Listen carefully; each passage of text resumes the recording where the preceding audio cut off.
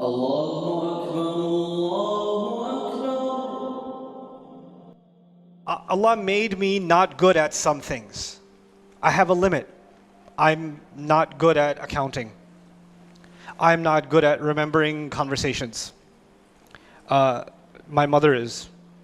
My wife is very good at remembering conversations. Do you remember what you said yesterday?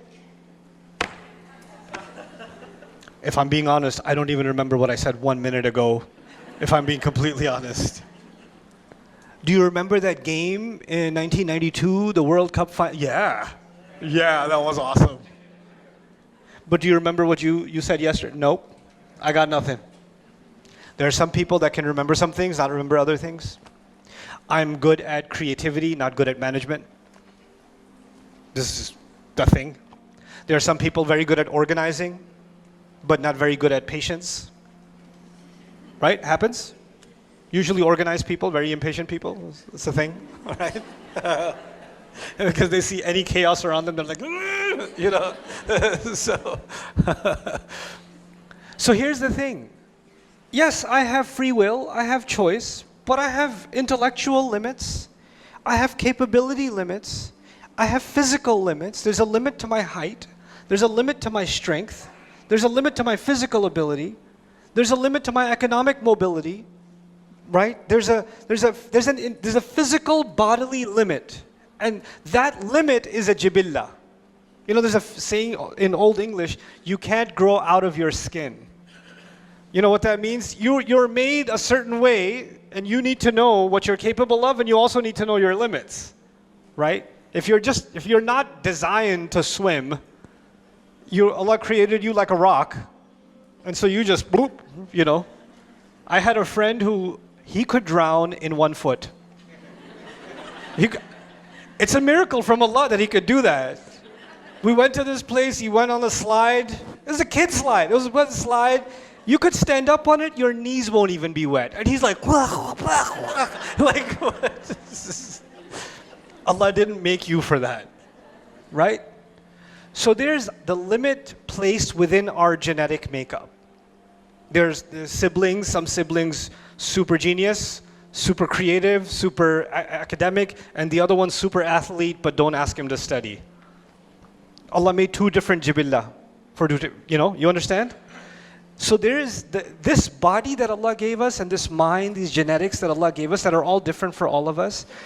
The path that Allah chose, that He says He guided you to a path. The path He made was unique to you. And the path He made for me was unique to me. Based on my jibillah, physically, and outside of my jibillah, my environment. This is what psychology tells us. Human personality is made up of two things. It's made up of your genetics and it's made up of your environment. That's what modern psychology basically tells you, right? And Quran is also talking about how within that environment, like the hadith says, everybody was born on fitrah, parents make them Jews, Christians, and that's environment, isn't it? Right? So your environment and your genetics, within that, Allah gave you a path. Now, a farmer who lives with his kids out on top of a mountain somewhere, and he has to choose the right path, his right path is a different one.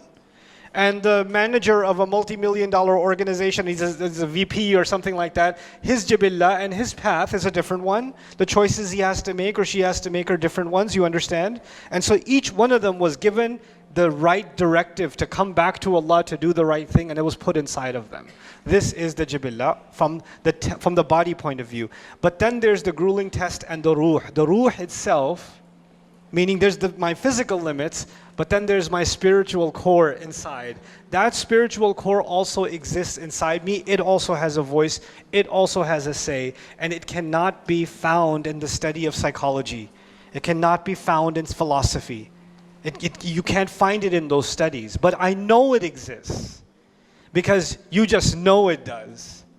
That's the sound. That's the thing inside you that feels something when you pray. That's the thing inside someone.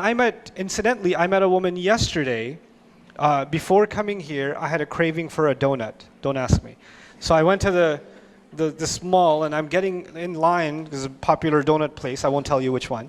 And so I'm standing in line, and this lady behind me was with her two kids, and she said, "Are you?" And I was like, Yeah. And she started crying her face off. I don't know the face because she was wearing a mask, but what I could see, crying.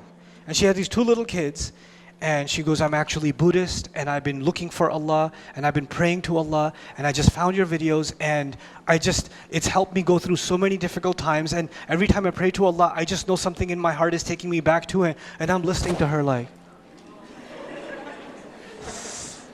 Inna hadaynahu sabil.